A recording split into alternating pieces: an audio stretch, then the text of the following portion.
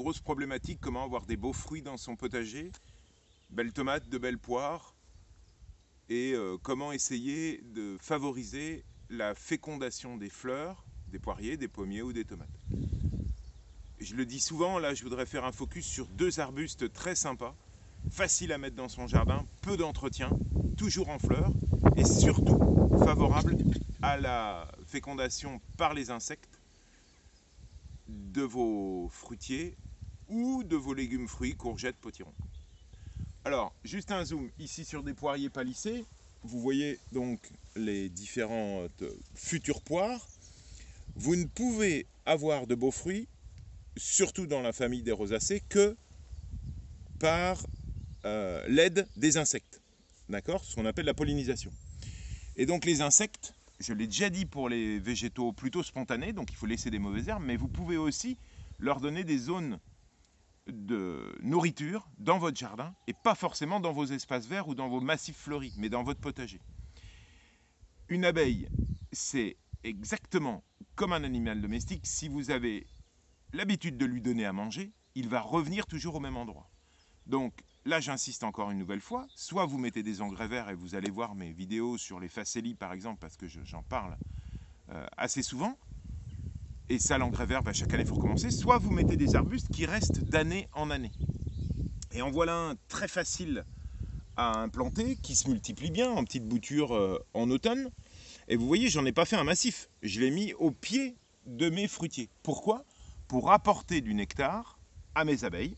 Elles vont venir en permanence récolter le nectar sur cet arbuste, et en même temps, elles vont féconder mes pommiers et mes poiriers. Donc cet arbuste, c'est une potentille fruticosa. Alors il y a plusieurs couleurs, celle-là c'est Abosswood, c'est la blanche. Je préfère des coloris plutôt naturels, parce qu'il est clair que les abeilles vont, entre guillemets, voir la différence, bien sûr, entre la potentille et le poirier, mais on reste sur la même gamme de couleurs. On est sur un arbuste bas, vous voyez, là il a 4 ans, il émet de longues pousses après taille, vous voyez le coup de sécateur qui a été donné ici, voilà, ici le coup de sécateur et la taille, et puis des myriades de fleurs de la famille des rosacées. Donc restez, on va en reprendre une, en gros plan ici, 1, 2, 3, 4, 5 pétales, et derrière,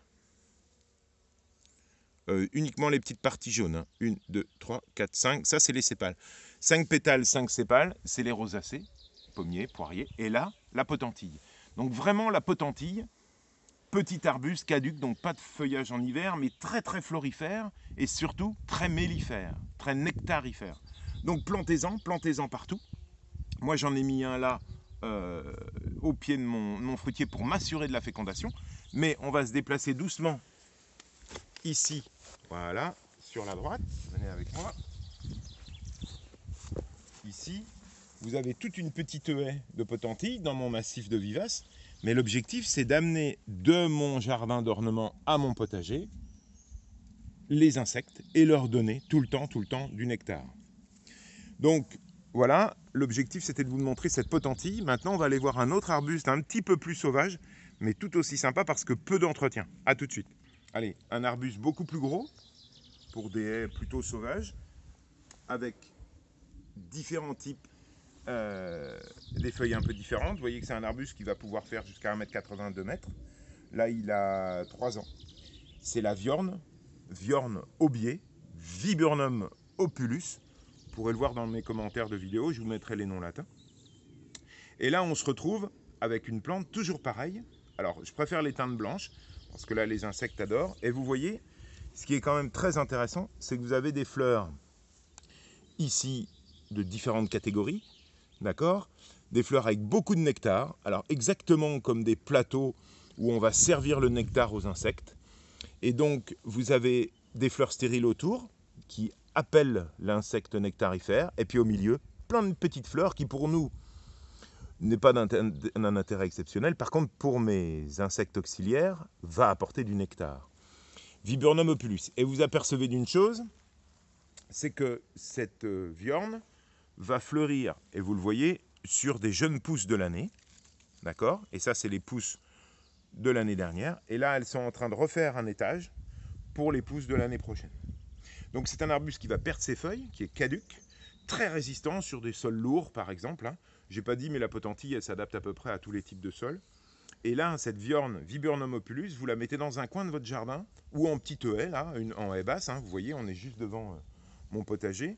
Pourquoi? Parce que je répète, ça va faire une zone d'alimentation de tous ces insectes en permanence, et qui iront tout de suite sur mon potager, qui ne verront pas la différence, ils la verront, mais je vais les attirer vers mes fruits. Comme ça, j'aurai des courgettes, j'aurai des tomates. C'est pas le vent. Attention, ces fleurs-là ne sont pas fécondées par le vent.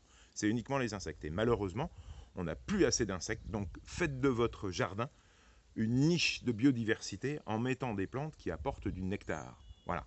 Ici, il est en situation de haie. Vous pouvez balayer un petit peu la petite haie, voilà, ici, qui montre bien sur différentes floraisons des plantes intéressantes pour les insectes.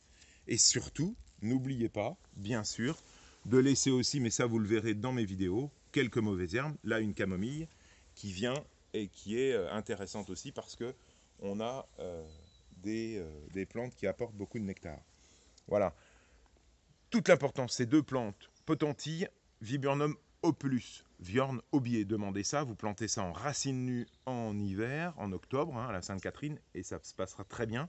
Vous aurez des arbustes très puissants, très résistants, sans soin, qui se multiplient facilement, bouture en octobre, vous pouvez regarder dans mes playlists, et surtout qui vont vous servir pour votre potager. On va faire un petit tour dans une zone plus sauvage de mon jardin où j'ai mis la même plante et vous verrez, ça s'accommode très bien. Donc une zone plus naturelle où j'ai aussi mis ces arbustes intéressants, où vous voyez je fauche pas l'herbe. L'objectif c'est de laisser des caches à mes insectes auxiliaires, d'accord? Suivez-moi, je vais vous montrer le Viburnum opulus que j'ai planté en zone plutôt naturelle. On va passer sous le noisetier. Voilà. Et un petit coin un petit peu plus sauvage, où je laisse pousser un peu la haie. Une consoude qui est aussi intéressante au fond là-bas, qui pousse toute seule. Un petit figuier, bon ça c'est pour mes tartes. Mais là, vous voyez le même Viburnum en situation plutôt coincé le long d'un mur, parce que j'avais un espace à boucher. Il va pouvoir monter et très vite, je vais avoir des insectes mellifères et vous pouvez faire un petit zoom là sur ce super papillon qui est en train de partir. Voilà. Et donc, simplement pour vous dire que ces végétaux-là sont rustiques, très intéressants parce qu'ils apportent énormément de nectar aux abeilles. Ok? Voilà. J'espère vous avoir convaincu. Deux plantes, potentille et Viburnum opulus, ces deux plantes à floraison blanche, très sympas, très rustiques. N'hésitez pas à les mettre. Ils auront deux objectifs, fleurir votre jardin et nourrir vos abeilles. Allez, à bientôt!